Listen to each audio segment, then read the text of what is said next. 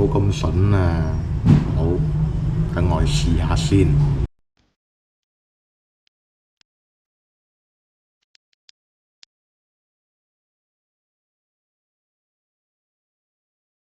終於都買翻嚟啦！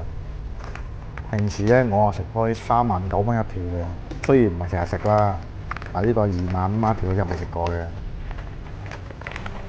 睇下入邊有啲乜嘢先。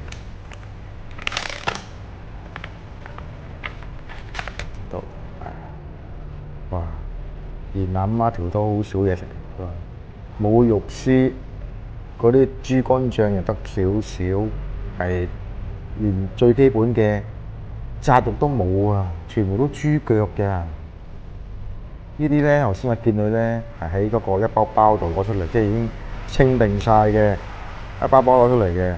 呢個紅嘅豬腳啦，同埋一個肥嘅豬紮肉啦，2.5蚊一條，好唔好值唔值得咧？我係覺得真係唔值嘅，因為出邊普通超連街邊買一條包，大概都係得個1.5、1.8或者係2.000，頂籠係2.000啫嘛，仲要有肉絲喎。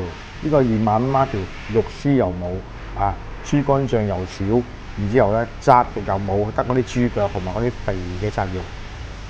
所以如果佢唔係有 promotion 嘅話咧，我諗應該唔會咁多人買，係因為有 promo 買一送一先會有人買佢嘅。即係如果2.5蚊一條嚟講，係真係好貴嘅。間中會去口暈想買嚟食下嘅話咧，咁我就會買個3.9蚊一條，就係比較多肉、多豬肝醬同埋有肉絲入邊嘅。